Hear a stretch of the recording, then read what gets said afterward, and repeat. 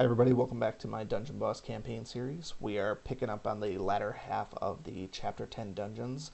This is Chapter 10, dungeon number 3 out of 5.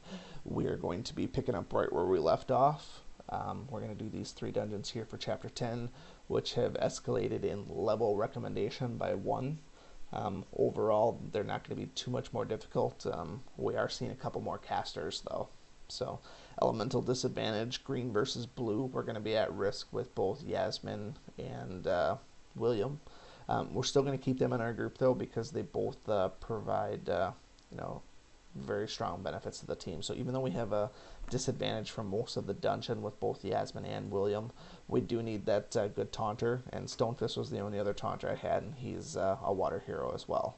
And I don't have Nub Nub yet for healing, so we have to use Yasmin. So we're just going to keep up with the heals there. I do have health potions in the event of an absolute disaster. However, haven't had to really use potions so far in this campaign series yet. Used them once or twice just when we were in a bind, like when we ran into the leprechaun Sume. He's kind of a nuisance, but for the most part, you should be able to still get through these mostly unscathed. So occasionally some bad things happen, and that's how it goes. Because of the AoEs and stuff, I am going to make sure I'm a little bit more liberal with my skills this time. Remember in the last video I said I tend to not use them until we get to the boss fights, but because I am at such a disadvantage here with half of my team, I do want to be a little bit more cautious in how I do things. So if that means I have to use some skills, so be it. Because these guys here are both going to hit William now. Hopefully he soaks it alright. I don't have to waste my heal on the next turn. The more I can get by with the passive healing from Yasmin, the better it is in the long run. Because eventually the taunt's going to drop and one of the other 2 girls is going to get hit. So, or even if the taunt doesn't drop, one of those casters is eventually going to get a hit off. And they're probably going to have poison too, so I need to be able to have heals in the chamber. So I'm always going to focus on those casters first because of that very reason. Even if those other guys hit harder, take that Evo, we need to make sure we mitigate the AoE damage. So remember, those guys aren't beasts, so I don't get a bonus damage. So I'm just stuck there with the elemental disadvantage. But and they're not tanks either, I don't think. Maybe they are. They are tanks, so Nimriel gets a bonus as well. So she can take them out pretty easily. Alright, Taunt is going to go down. It's kind of interesting to get to keep the pumped up for one more turn, but the taunt drops. I'm not sure what the mechanic is there or why they decided to go that route, but that is how it is. Again, we're going to take out the caster first. Usually save Ella's blood ritual for the boss fight. It also makes a good heal if you're in a bind, like in this case here, because I don't have taunt. Well, I do now, but when I get to the boss fight, I probably won't have the taunt up. I'm not sure I'm going to need it either because I don't have elemental disadvantage on the boss fight. But yeah, like I said, that blood ritual can be a nice heal in a bind, just because it heals really well. So if I can make it one full extra turn, I would use this Guardian Strike now going into the other room just so that I had it for the first turn, but unless the boss is a fast hero, you don't need that buff the first turn. So I'm just gonna, I'll kill these guys and just go in and buff at the end of my first turn. So the Guardian Strike is going to be more important than the taunt, I think, because of the AoE damage, and there's going to be some burn. Elemental disadvantage on his team, perfect opportunity for charm. Might actually kill those 2 outright. Dead. And almost dead. What's his name? He is Carnage. Must be Nitpick's little brother. So the real question now, do I waste my days on him? I'm going to say probably not. I'm going to save this attack and just kill the minion there. That way if I want to daze him, I have that bolt in the chamber. So we'll get some extra defense. He didn't do an AoE, which is good. So we'll put some extra crit on Nimriel. And then when that daze goes down, if he's even alive at that point, I'll hit him again. He could have literally attacked anybody, and he chose the worst possible option. Alright, he's going to be dead, so I'm just going to light him up. So not a particularly difficult dungeon. I think if you ran this with a red team, like with Rogar, maybe some of the other ones as well, if you have Squinch, or if you have Manglejaw, those would probably be great options for this one as well. As far as healers go, Yasmin or Nub Nub are obviously the best two for almost the entire normal campaign. I would imagine dungeon number 4 is not going to be any more difficult. Infernal Bastion will be a little bit tougher, but I'm looking forward to those Nub Nub tokens. Again, we have full elemental disadvantage through the entire dungeon here with our nature versus water. So we're going to be, again, a little bit more liberal with our skills to make sure that we're not at a major disadvantage. So we're ultimately looking for casters to make sure those guys aren't hitting my entire team. Or even if they are hitting my team, I don't want them hitting both William and Yasmin. Now in this case here, I don't know who the stronger one is. 2-star versus 2-star. I'm going to assume that the little wizard dudes are stronger, because I know they're going to do some sort of disease-based attack or poison-based attack. So I'm hoping that they will kill that guy. There we go. So that actually worked very well. Don't have to worry about taking any damage the first turn, but I also didn't get the taunt either, but it saved me a turn of taunt as well. So now we have to pick and choose who we actually want to kill. I definitely want the Evo, so I have to do that too, but since Yasmin and William can't really do much damage to these guys, I will try and kill this guy. Yasmin can take out the Evo. William should be able to kill him. So I didn't taunt here because I expected AoEs to come out like that. So I felt it was a little bit safer route to not taunt there, just because I thought it was going to be wasted anyways. So the only thing I have to really contend with is the poison. Now fortunately at lower levels the poison isn't nearly as bad as at higher levels. It's still not anything you want to joke around with, but it's still pretty manageable. So Yasmin's going to heal. And then again, I'm going to avoid the taunt for the moment here, because I want to focus on killing the bottom one, because I feel like I could take him out. And then we just had to deal with one extra one. So whether he did an AoE, it wouldn't have mattered if I taunted anyways. So, and his single target attack was probably going to be lower. But poison's gone now, so now I can rest easy, and now I can whip out the big guns for this attack here. So I still have my taunt if I need it. I don't know if I need it, but we're going to give a little boost to Nimriel. I'm more concerned about the main boss and not the piggies, so we're going to actually do our days on him. And where Ella is with her skill, her days will be up. I guess I won't even need it, so, but her days would have been up in just a couple of turns. So, alright, we'll take these guys out. Taunt. They're just single targets unless they have a rampaging attack. Should be okay.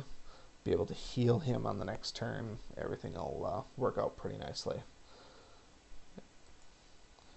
Nimriel should kill him, which she does.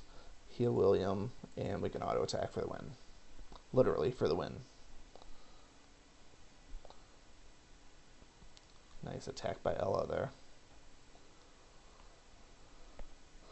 Alright, one more dungeon. Let's see what we got for the pinnacle of Chapter 10. Chapter 11 is going to be a nice one because we're going to run into the Lich Lord, and I don't have a team picked out for him. Usually I suggest to bring Yorick or Masuda Kira. Yasmin's definitely one of them, but that should be a fun one. Elemental disadvantage across the board again with green. No more difficult as far as the dungeon goes, but we have Zethos here. Septic Claw, that's going to be pretty potent. He's probably got some sort of amplified disease as well that we got to watch out for. And he's got a little buddy, Aragos. So I think we'll probably take him out first with Nimriel. And actually we'll probably daze the other guy as well. I got a plan for it.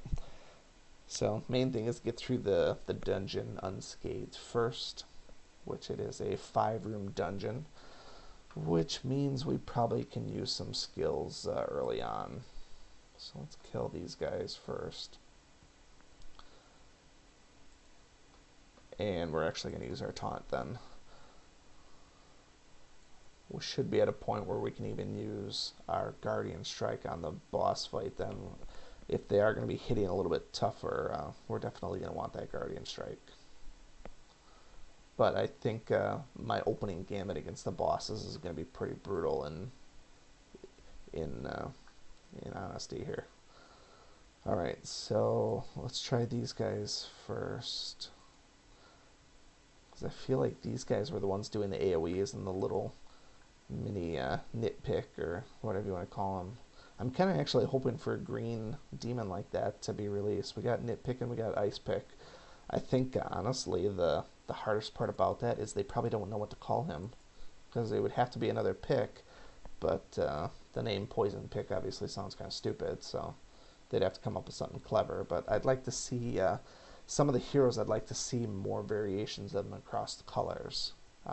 So they did a decent job with the dwarves where we got one of each color, but we don't have like a cobalt of another color. I think that would be really handy with someone with a massive lightning based attack. I think right now they're a little bit too concerned about all the different legendary characters that we're making, and we're getting away from the overall basics of the game and having just variety. And having some of that variety, which is regular token-based characters, for people to get early on would be certainly a nice gesture. But I understand the game's got to make money, so it is what it is. So if new heroes make money, that's how they're going to make money. But it would be nice to have some more core players, or core heroes, that the average player can get just by farming tokens.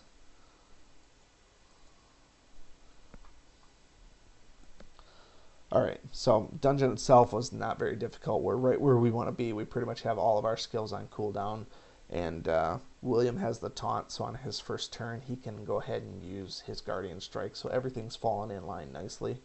What we're going to do is we're actually going to... Oh, they're immune to charm. How about that? They have to be. Nope, it's not. It was just... I thought for a second it was immune, but it was just weird grayed out. But plan is to use charm on this guy here. He's going to do the first major hit on his buddy Aragos, and then Nimriel's going to... I thought maybe Nimriel would one-shot him, but basically we're dazing both of them. So with both of them dazed, we're actually sitting pretty good. So we do have to kind of target who we actually want to kill. So we could split things up and have both the blue guys go for the purple guy, and then have Nimriel and Ella go for the green guy. It's probably best if we focus fire one of them down, just rather than splitting up your things here. In that case, what I'm going to do is I'm actually going to go for the green one first, because I know he's going to have poison, and poison does damage over time, whereas a disease-based attack will not. So it's the smarter play for us, and so I would recommend that for you as well. Now I probably should have saved this blood ritual for emergency heal, but being that they were both dazed, I didn't think that was necessary. I felt like I'm in a pretty good position here. If I really need to, I can use a revive potion. It's kind of against my motto for this series, but if it came to that, I wouldn't be against using a potion. Alright, I'm going to use Nimriel on the other guy, because he should die. Pretty much anybody should be able to kill him. Alright, I stand corrected. There we go. Even disease, William was able to take him down. Alright, so now William definitely needs a heal because of his disease status and his low health. So we'll purge that off of there. And hopefully this guy doesn't do like a septic claw, but I got taunt, so it should be okay at this point. There's the septic claw. That probably would have killed any of the other ones, if we're being honest here. But his days are numbered. He really doesn't have anything else he can do to me. If he has Intensify or Rampage attack, those are always dangerous as well. Fortunately, he just focused on William and didn't do another random one. So something to keep your eye on, I guess, if you're coming in with somebody that's low health and you're debating healing or not healing. His energy consumption for a caster is pretty amazing if he's able to get that on cooldown so quickly. Use Septic Claw with only like 2 or 3 turns in the middle. That's pretty awesome. You don't see too many skills like that other than High King Valken. Alright, so that is going to wrap up Chapter 10. Didn't really give us too much difficulty. We'll take a quick scout into Chapter 11, see what the recommended level is. And then we'll do our grind and level up a little bit, and we'll come back to it. Chapter 11 is 2, 4, 6, 7. So we'll probably have a 4 and a 3. Recommended level 28. So we'll come back to this one in a few days, and we should be easily able to handle it. So any questions, comments, concerns, feel free to leave them below. Otherwise, stick around. We'll have more for you as soon as we can. Thanks.